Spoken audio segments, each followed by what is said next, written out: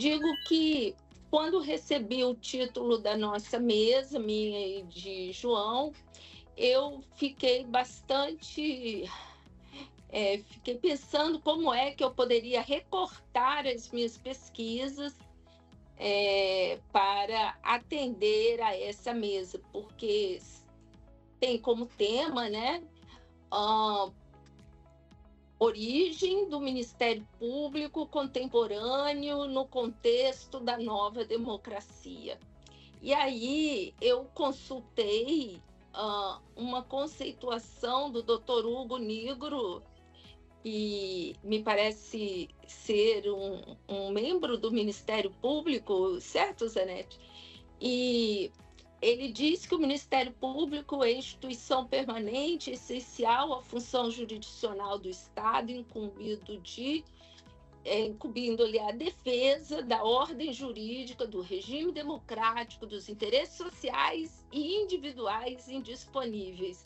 Então, servi-me também da definição oferecida pelo professor Hermes Zanetti, meu colega, em que ele diz que a história do Ministério Público, retomei seu livro sobre o Ministério Público, em que diz que a história do Ministério Público constitucional começa no Brasil com a Constituição Federal de 1988. E partindo das definições oferecidas pelos dois estudiosos do PROA, né, chegamos à questão do vínculo do Ministério Público com o constitucionalismo e a democracia contemporânea. Em torno desses dois conceitos, vou tentar não cansá-los com essas reflexões, mas tentarei desenvolver minhas reflexões sobre a construção histórica do Ministério Público contemporâneo. Vamos ver se consigo. Ainda que eu não parta do marco, Hermes, proposto por você, que é a Constituição de 1988, refiro-me ao seu papel contemporâneo. Tentarei opinar que o papel do Ministério descrito pelo professor Hugo Nigro se coaduna à baliza da contemporaneidade, demarcada pelas transformações políticas ocorridas desde fins do século XVIII. Bom, professora de História é assim, gosta do tempo. Eu trabalho com a noção de que o mundo contemporâneo emergiu com a superação do antigo regime. Só para lembrar a todos, o antigo regime é aquele período de triunfo das monarquias europeias sobre as forças centrífugas do medievo e sobre as guerras religiosas. Então, a mudança constitui-se de diversas histórias singulares, mas que se globalizaram em todo o Ocidente. É clássico supor que essas mudanças, né, elas acontecem na Inglaterra, França e Estados Unidos. E, de fato, não se pode negar a grande influência dessas nações no constitucionalismo contemporâneo. Mas o processo histórico de transformação é muito mais amplo do que essas histórias particulares. Nesse sentido, eu me socorro de um historiador espanhol, Javier Fernández Sebastián, em que ele diz o seguinte: de diferentes progressos se passou ao progresso geral, da multiplicidade de futuros possíveis ao futuro como novo espaço mental unificado, das liberdades à liberdade, das opiniões à opinião pública, das constituições e leis fundamentais à Constituição. A Constituição transformou-se, assim, num vocábulo com um novo significado no mundo contemporâneo que se tornou fundamental na nova ordem política. Se, por um lado, o constitucionalismo é fato da história contemporânea, por outro, seu conteúdo transformador é tributário do conceito de lei fundamental construído e consolidado nas monarquias absolutas. E gostaria de aqui fazer uma pequena digressão. Um grande historiador jurídico, Barbas Homem, o Zanetti o conhece, ele instrui que o conceito de leis fundamentais afigura-se na história como precedente de um princípio de legalidade. Ele assegura que as leis fundamentais se tornaram basilares na ruptura operada ainda no século XVII, quando se transformaram na definição jurídica de estatuto de poder. Trarei aqui 2 exemplos. Na Inglaterra, bom, para nos atermos aqui a exemplos clássicos, né? Após a deposição, durante a Revolução Gloriosa de 1688, a acusação contra rei Jaime II se baseava no argumento de ter ele feito o quê? Violado as leis fundamentais do reino.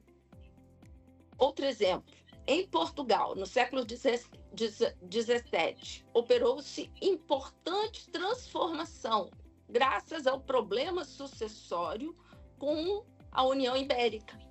Após 60 anos de domínio espanhol, os portugueses resolveram instalar no trono um rei que lhes devolvesse a autonomia em relação à Espanha. Imediatamente colocou-se um problema de legitimidade, que foi resolvida, né, pelas cortes de Lamego, e assim se deu início a um reinado de um rei português, D. João IV, não sexto, se trocar vira sexto. Bem, no plano, digamos, dos tratadistas, nós podemos fazer a referência clássica do Hobbes. Hobbes vai dizer que lei fundamental é o seguinte: em cada estado, lei fundamental é aquela que, se eliminado, o estado é destruído e irremediavelmente dissolvido como um edifício cujos alicerces se arruinam. Mas não fiquemos apenas nos estrangeiros, falemos dos portugueses. Também os portugueses levaram a lei, o conceito de lei fundamental para os tratados jurídicos. E aqui eu cito um exemplo de Rodrigues Leitão, de 1715, em que ele remete àquela decisão sobre D. João IV como leis de Lamego fundamentais deste reino. Então, a lei fundamental entre os portugueses não representava uma limitação jurídica constitucional dos reis, mas possuía, sim, um caráter absoluto de uma decisão soberana, tal como a Corte de Lamego, que forneceu os argumentos de legitimidade do rei D. João IV. Barbas Homem identifica em Portugal o desenvolvimento, inclusive no século XVIII, de uma doutrina iluminista de matriz absolutista, mas que precisou confrontar as leis fundamentais. E qual é a resposta que nós encontramos nos tratadistas? Eles dizem, abro aspas, as leis só em consciência obrigam o soberano, o qual não pode ser compelido a acatá-la. Estamos, portanto, diante de um reconhecimento das leis fundamentais. E assim, não há dúvida que o antigo regime, tanto na Inglaterra e França quanto em Portugal, desenvolveu o conceito de lei fundamental como elementar do que Simone Fabre denominou, aspas, política moderna. Esse desenvolvimento teórico configura um pensamento político e jurídico europeu de sistematização racional dos fundamentos de uma sociedade política. E aí, chegando ao marco de 1820, e, né, prosseguindo, vamos à Revolução do Porto em Portugal, né, em que se consolida o constitucionalismo e a Constituição como lei fundamental e não se duvida das raízes atuais desse conceito que se desenvolve a partir de 1820 em Portugal.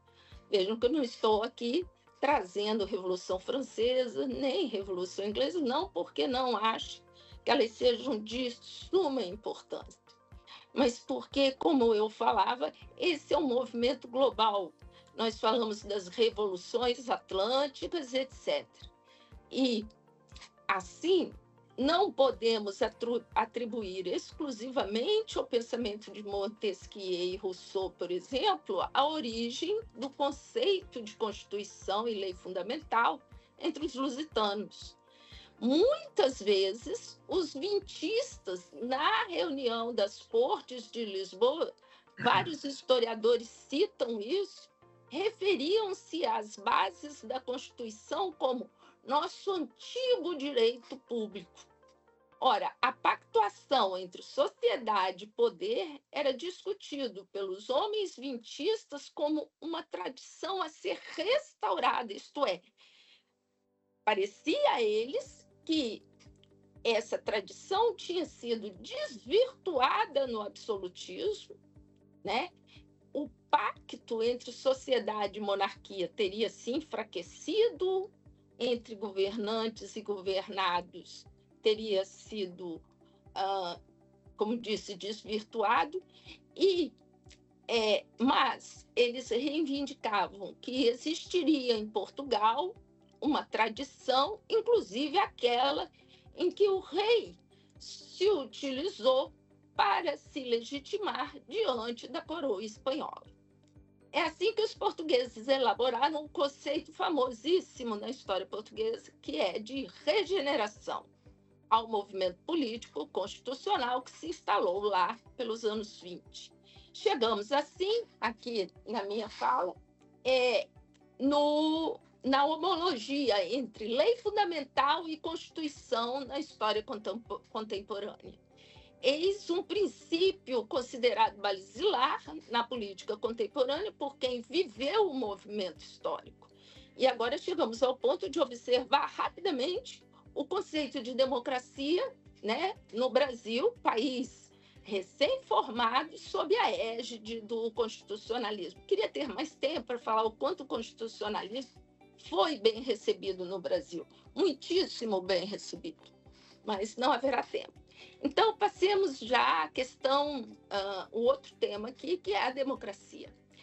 Embora a independência tenha se realizado pela solução monárquica e não pelo republicanismo e federalismo, não significa que as ideias democráticas estiveram ausentes ou erradicadas do Brasil.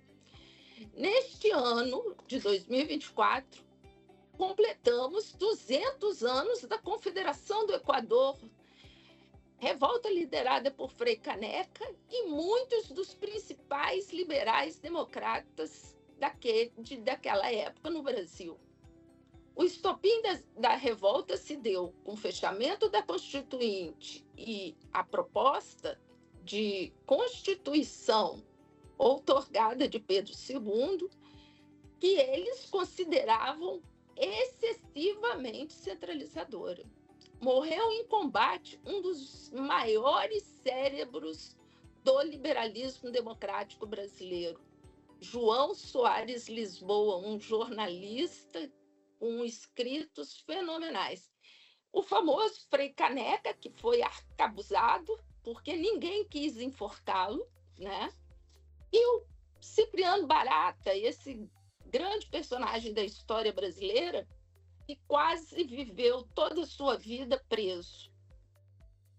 Com efeito, a Constituição de 1824, também completando 200 anos esse ano, trouxe incisos desafiadores no plano da participação popular. Eu mesma já tive a oportunidade de trazer aqui, num outro seminário, né, a figura do juiz de paz, um juiz eleito em primeiro grau. Fiz toda uma discussão sobre como isso significava participação popular. E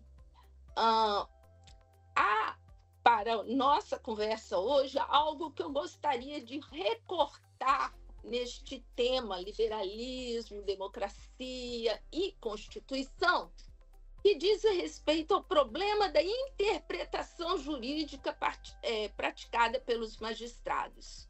Havia uma opinião pública à época extremamente crítica à jurisprudência criada pelos juízes, como representação de um absolutismo, né?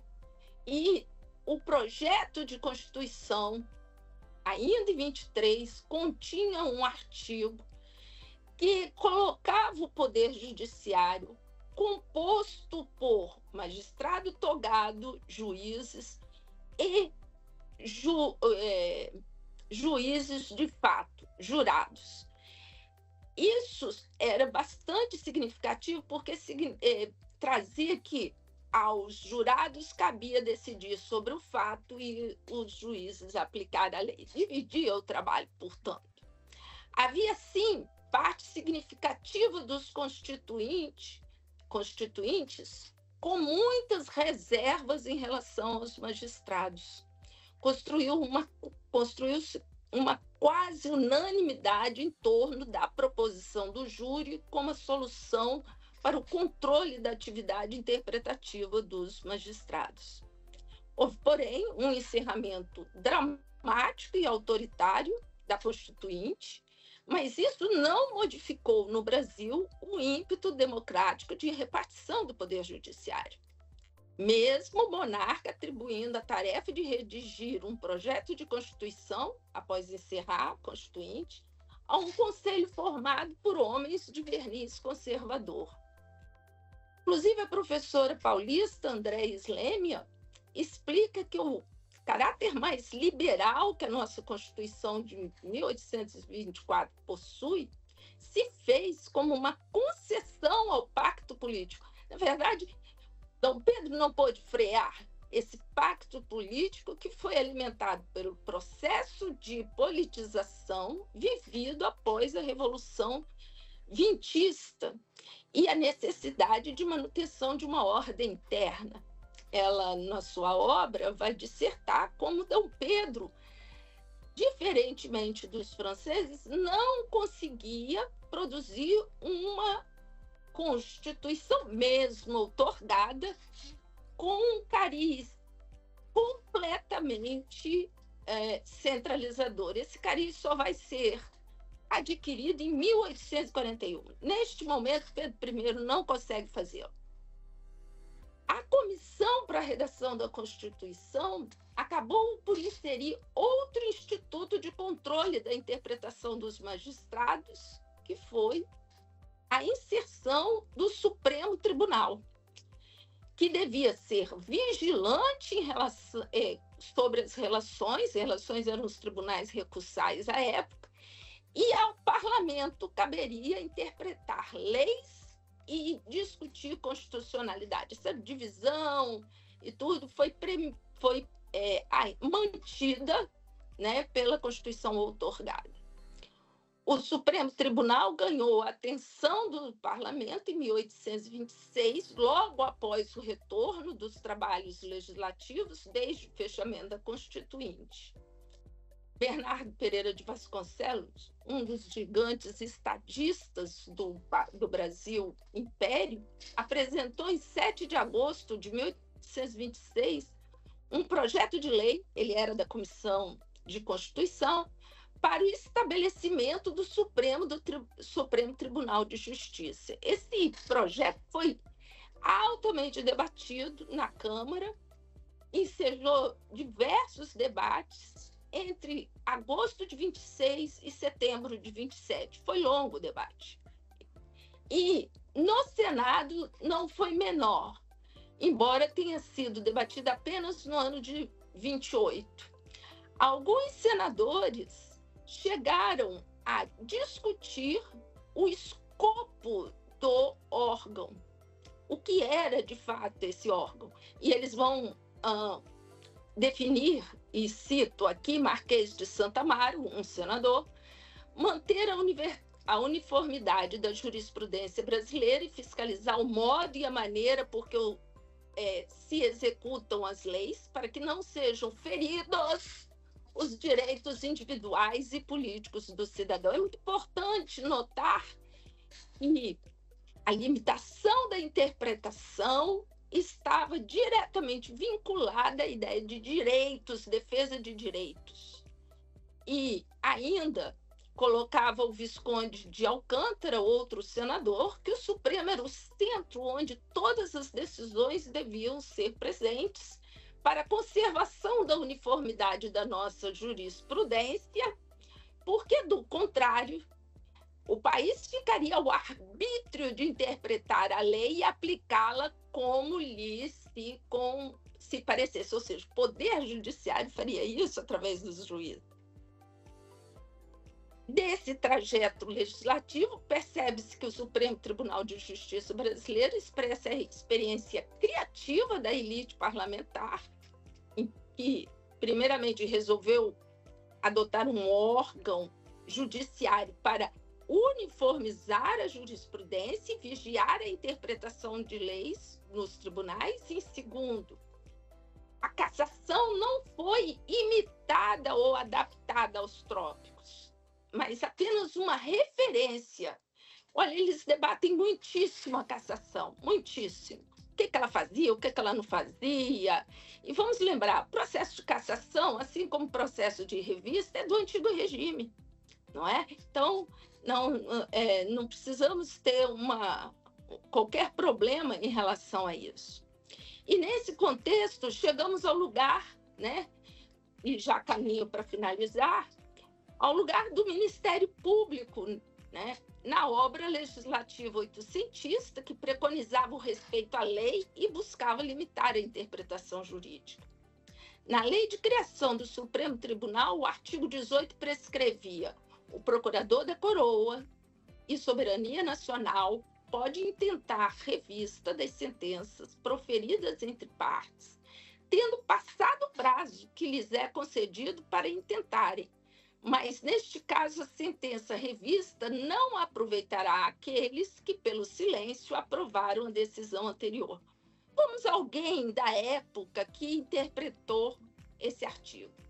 Trata-se do conselheiro Pimenta Bueno, que escreveu uma grandiosa obra sobre a Constituição em 1857. Segundo ele, o procurador da coroa possuía o dever de ofício de interpor recurso, não como parte da causa, mas sim como, aspas, autoridade para guardar e fiscalizar a ordem legal e por respeito à autoridade da lei.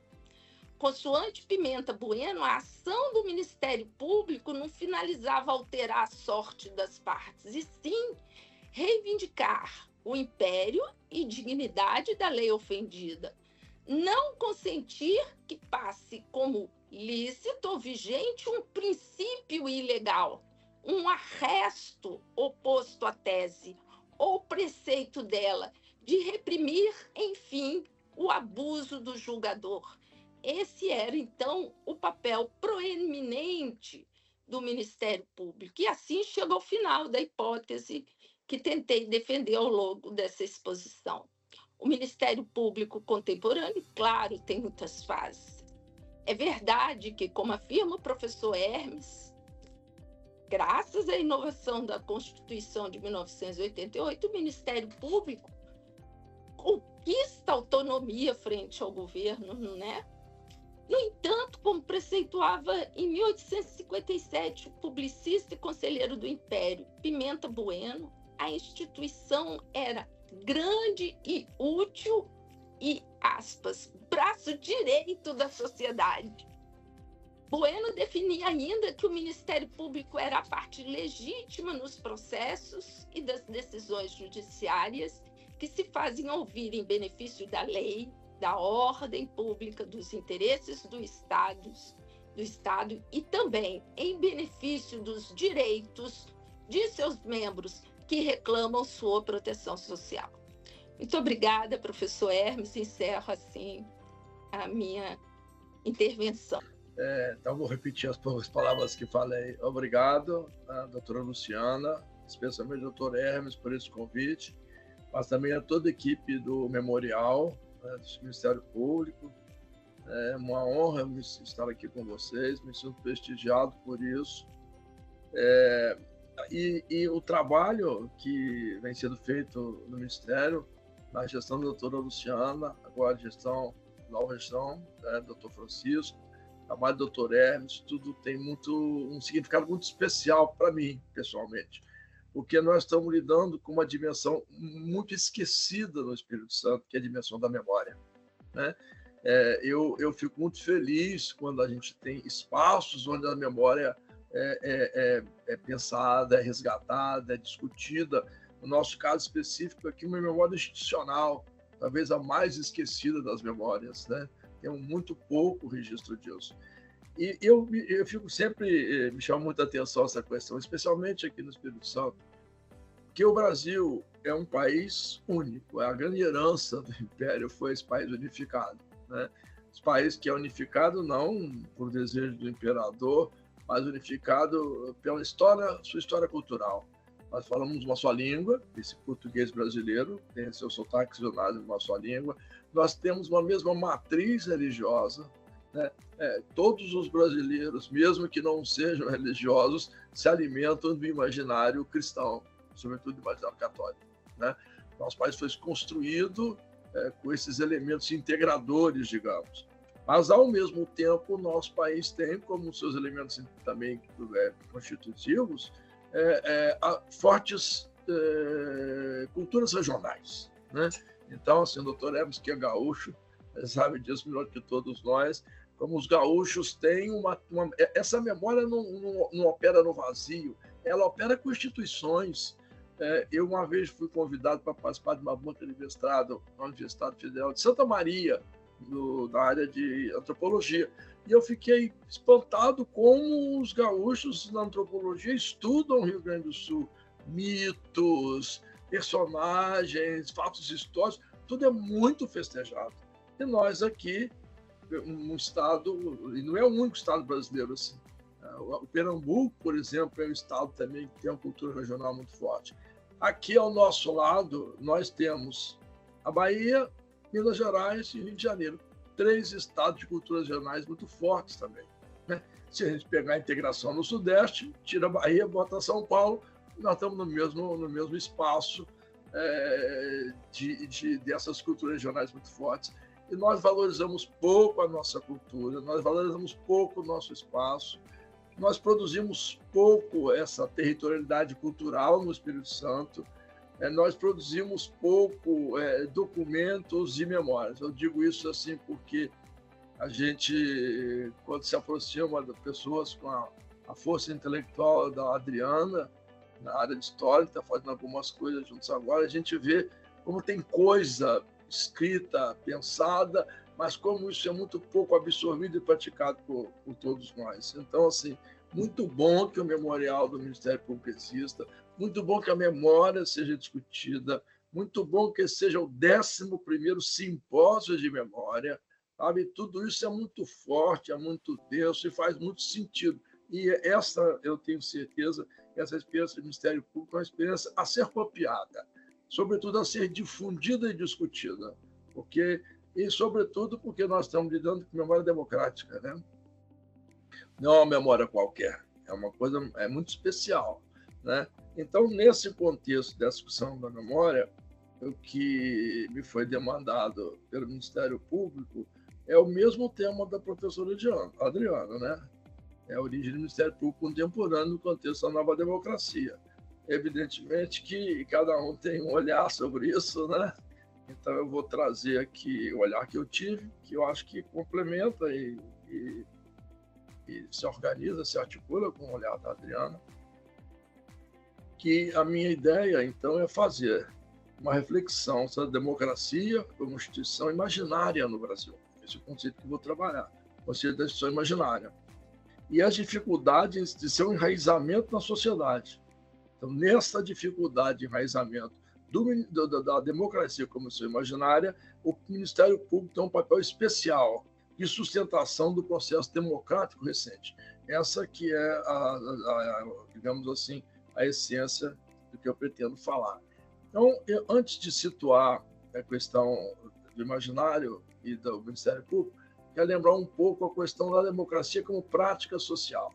É uma prática que surge lá na Grécia Antiga, como todos sabem, né? Surge em Atenas, né? E a gente que opera nesses conceitos, houve muitas críticas a essa questão da democracia grega, ao dizer assim, sim, mas as mulheres não participavam, né?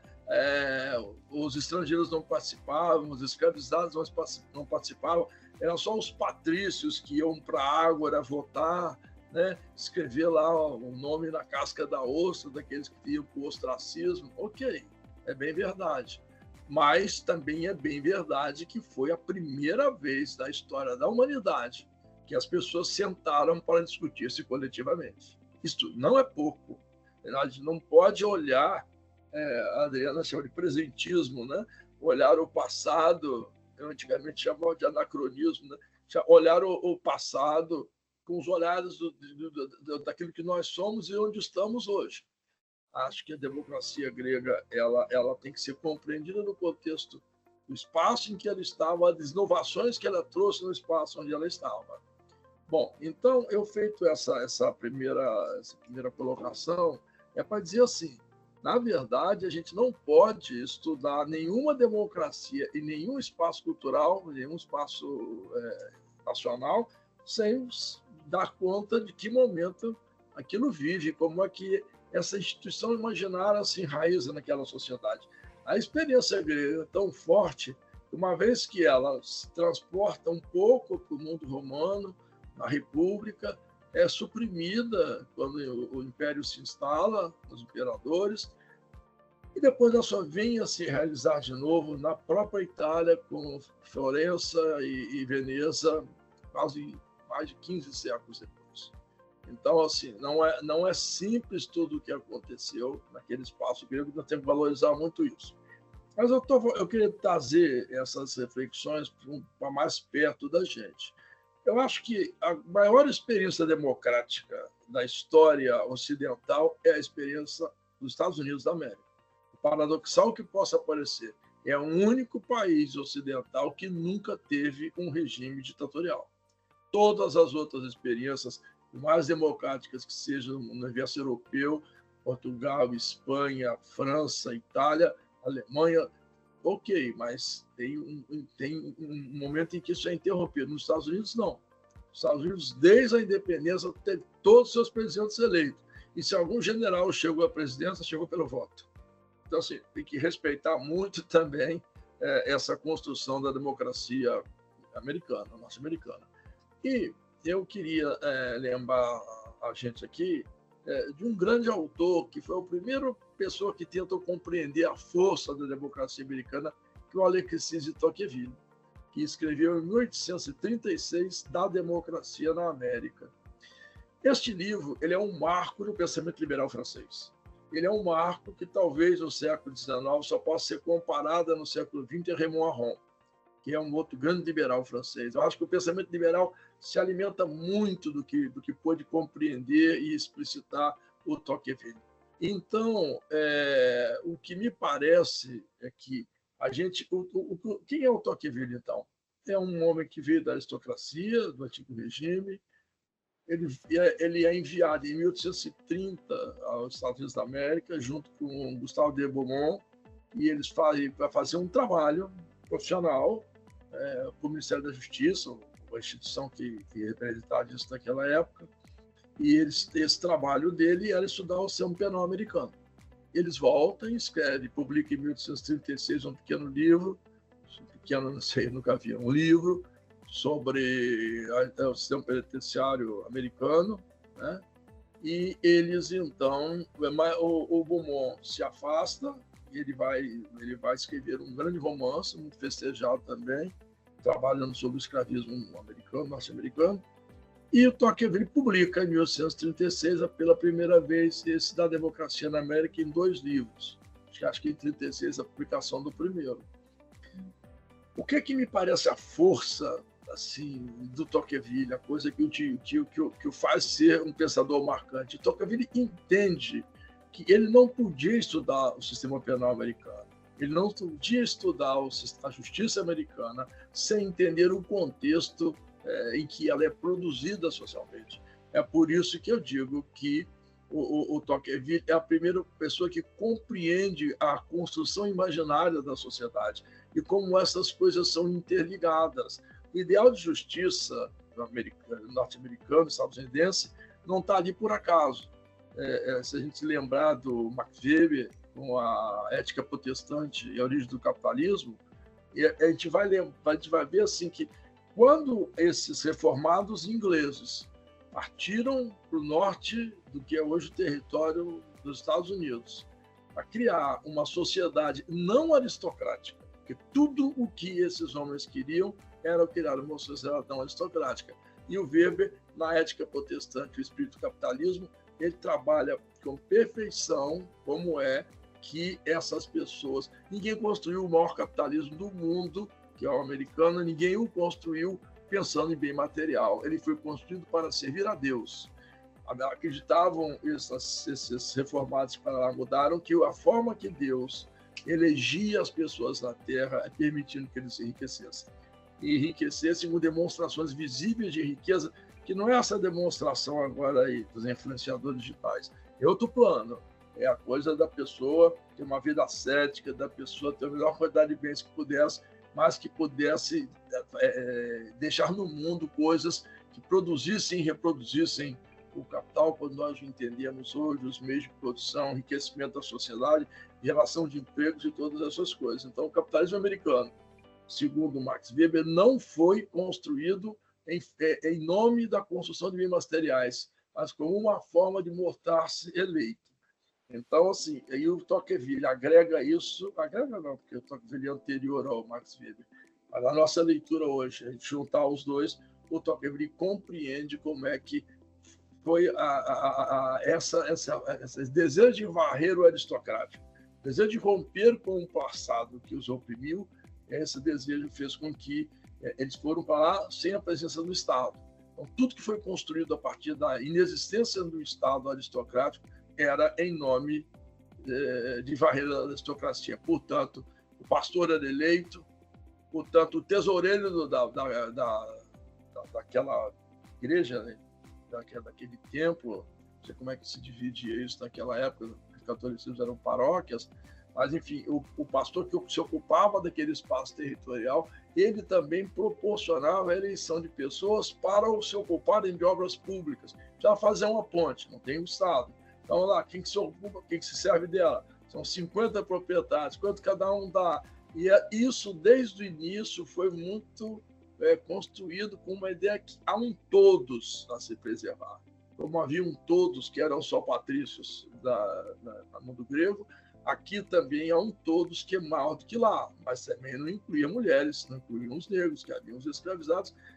Também tem um todos que é muito relativo, mas esse processo é um processo que constrói uma sociedade integrada, constrói instituições imaginárias, né?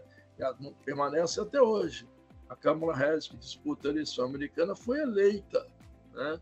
O cargo que tinha de procurador-geral, acho que na Califórnia, né? Enfim, o que eu quero dizer é que a força dessas instituições imaginárias, tanto na Grécia, como em Veneza e Florença, ou no mundo dos Estados Unidos, essa é uma força da sociedade. Essas são instituições que você as naturaliza, que você aprende a viver dentro delas, que não é o caso que se deu na sociedade brasileira, né? No Brasil, nós viemos do Império Lusitano, uma parte do Império Lusitano, né?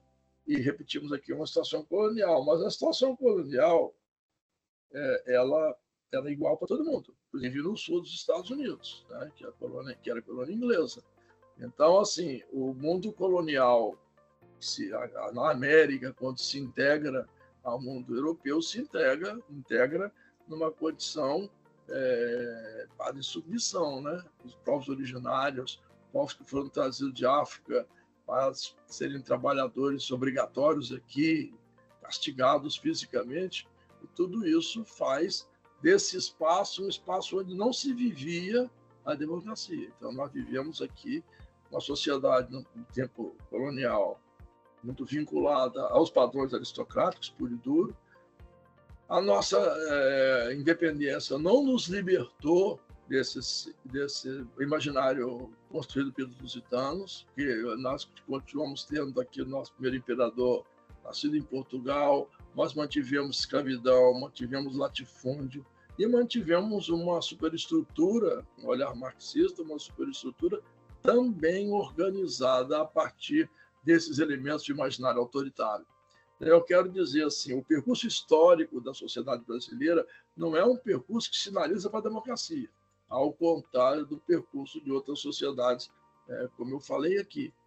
Então, é um grande desafio a gente compreender este processo, por isso a questão da memória é fundamental, qual é a memória que a democracia tem no Brasil, para a gente entender a importância que o Ministério Público tem hoje. Então, o que me parece é que este sistema começa a ter um pouquinho de luz, assim, abre umas frestas para entrar a luz quando a República se implanta.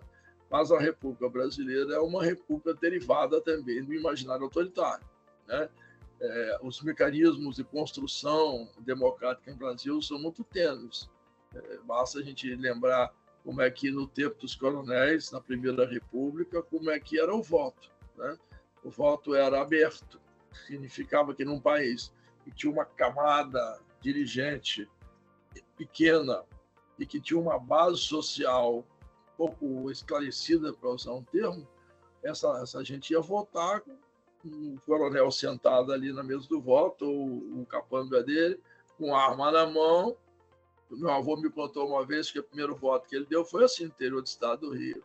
O homem chamou o nome dele, seu Edson Vasconcelos. Ele se aproxima, fala assim, só vota em quem? É claro, disse o nome de quem a mesa interessava, mesmo que ele dissesse o nome, escreveriam aquele nome ali, num país de analfabetos.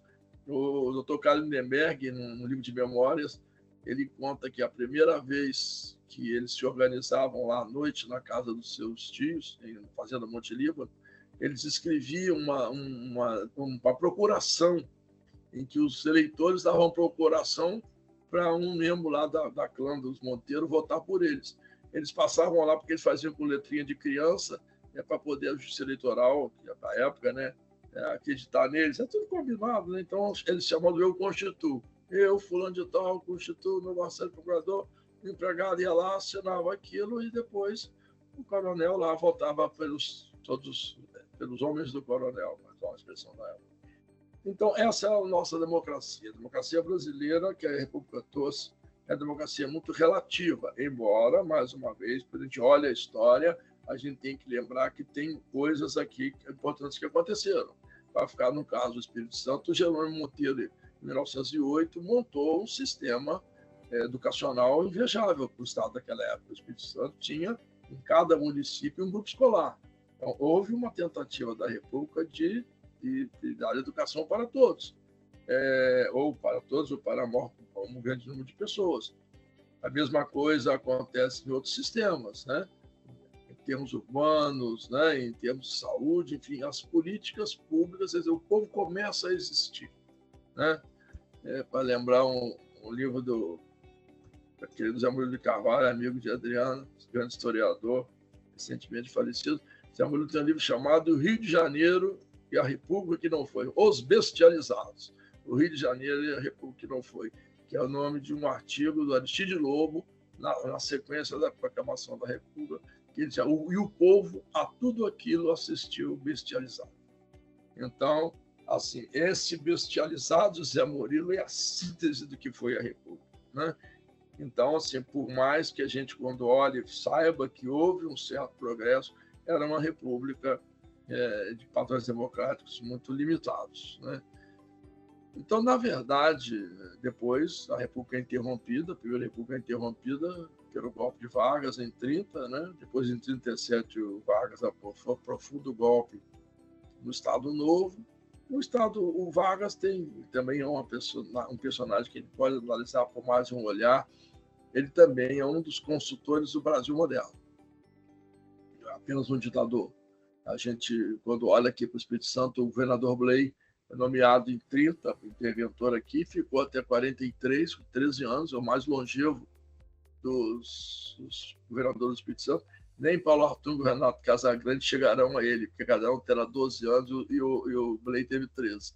Então, nós vemos, os dois podem voltar depois ainda, né? Mas tirando os mandatos que tem até agora.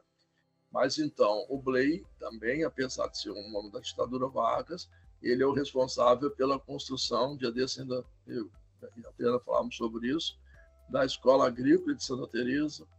Ele é o responsável pela construção da Escola de Farmácia, pela Escola Técnica de Vitória. Ele é responsável pela construção do Hospital dos Funcionários Públicos, os asilos daquele tempo que se organizava, né? Hospital dos Leprosos, Hospital dos Tuberculosos, Hospital Adalto Botelho, né? Hospital dos Doentes Mentais, digamos assim. Enfim, como se pensava naquela época, né? Em que você exilava as pessoas em espaços específicos, né? Então, enfim, mesmo que tenha havido também um certo avanço nas políticas públicas, nós estamos trabalhando sempre sobre esse imaginário muito autoritário. O primeiro rompimento um pouco maior disso é no fim da guerra, quando Vargas cai, e quando os ideais democráticos já tem uma classe média, já tem um pensamento que permite que nós tenhamos uma experiência democrática bastante consistente a partir de 46. A Constituição de 46 é uma Constituição que abre o voto secreto para partidos políticos nacionais e não os partidos dos coronéis, como aquele Espírito Santo tinha um partido só no tempo dos Monteiro, Partido Republicano Espírito Santense. Ficou aqui entre 8 e 30 como único partido. Na verdade, na Primeira República, os partidos eram sindicatos das elites, né? Uma coisa assim, a divisão, dividir o poder e tal, não era partido no sentido que nós entendemos hoje, ideologias diferentes, com propostas programáticas diferentes. Mas, enfim, então, o que nós temos é que, a partir de 46, então, a gente vai começando a viver um período um pouco mais denso, mas 46, menos de 20 anos depois, é interrompida em 64, para provar que nós não tínhamos um imaginário democrático e que a democracia não se sustentou, ela não foi capaz de criar mecanismos de correção, né? Ela não foi capaz de criar instrumentos que permitissem você superar conflitos e confrontos dentro da lógica da democracia moderna. O que paralisou o Congresso em 64 foi a discussão sobre terras, sobretudo, as chamadas reformas de base do João Goulart, sistema bancário, acho que todas as reformas que a gente depois fez, sistema universitário, no sistema bancário, as terras menos, mas enfim. Então, isso imobilizou o Congresso para provar que a democracia não se blindou. E aí, eu acho que nós chegamos a 88. Mais uma vez, nós saímos em 85 com a eleição do Tancredo, que não assumindo o Sarney, que era o vice-presidente. Aí vinha a Constituição de 88. O Sarney tem todos os defeitos do mundo, mas é uma pessoa que patrocinou uma Constituição, não fez nenhum ato mesquinho em relação ao que se discutia no parlamento. Teve um grande personagem, que foi o Ulisses Guimarães, e a Constituição, quando ela fica pronta, né, em 88, ela traz novos instrumentos de gestão social. Então, o que me parece fundamental, e é mais ou menos assim a mensagem que eu gostaria de deixar aqui, é isso, é que a democracia brasileira não se sustenta num imaginário em personagens coletivos, em instituições imaginárias, em significações que unam todos. Nós ainda temos uma democracia frágil, que quase desabou o ano passado e que pode desabar em 26. Nós temos uma democracia que não se sustenta em um imaginário forte, não se sustenta em mentalidades democráticas. Nós não temos no Brasil carência democrática, não é só na política, não, é em empresas, em instituições públicas, é em famílias, em qualquer lugar que depende da gestão das pessoas, tem sempre o machismo muito presente, né? Tem sempre essa hierarquia abominável brasileira sempre presente, essa coisa que submete os pobres. Eu li até por indicação do professor Adriana também, um livro do João Fragoso, e um livro que trata do que ele chama do arcaísmo, né? O livro chama O Arcaísmo como um Projeto. Então, há uma sociedade arcaica que se organiza no século XIX para continuar presente até hoje. Esse foi um projeto muito eficiente, porque nós temos esses arcaísmos, e o principal elemento desse arcaísmo é você não ter lugar para o pobre. A sociedade brasileira não pensa o pobre. Quando nós erradicamos os cafezais no Espírito Santo nos anos 60, expulsando as pessoas do campo e produzindo essa urbanização desqualificada que produziu violência, que produziu desconstrução das famílias, enfim, tudo isso é porque simplesmente se arrancou 90% da economia do Espírito Santo, produziu uma miséria urbana sem fim, e nunca ninguém pensou nisso, é porque nunca ninguém pensa nos pobres, é porque nós somos uma sociedade dessa invisibilidade gigantesca. Então, o todos do Brasil ainda é muito menos que o todos americano, ainda é muito menos que o todos europeu. Então, a construção de uma sociedade verdadeiramente democrática aqui no Brasil precisa de guardiões. Precisa de guardiões com mecanismos e precisa de coragem para exercer esse papel. Isso não é um papel que ele se constrói por si só. Ele não se explicita por gravidade. Na sociedade brasileira precisa de ter um combate mais heróico, né? Todo dia, para proteger os vulneráveis, para proteger as mulheres, para proteger os discriminados racialmente, enfim. Eu acho que este é o grande lugar do Ministério Público. É para isso que ele existe, é para isso que ele foi pensado, e é por isso que ele é uma instituição tão querida e tão desejada pelos brasileiros. Então, assim, para fechar, acho que esta engenharia institucional que nós não temos, essa construção imaginária que nós não temos, ela, para dar certo, ela precisa desse papel forte e desse papel fundamental, transcendental. E aí eu acho que a memória tem um papel fundamental. O Ministério Público tem que lembrar todo o tempo o que ele fez para causar essa inflexão, para que ele colabora na construção de uma sociedade mais justa, que é muito mais do que prosperidade material, é prosperidade existencial, né? É pessoas que tenham dignidade, quer dizer, no Brasil, evidentemente, se a economia vai bem pela Bolsa de Valores, nós pedimos ter um índice para medir dignidade, né?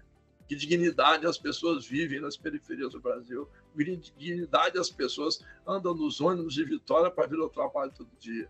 Acho que é isso que é uma coisa que conta muito, e eu vejo que assim que o Ministério Público está no magma, né, do vulcão, nesses elementos todos que constrói e construirão uma sociedade mais justa.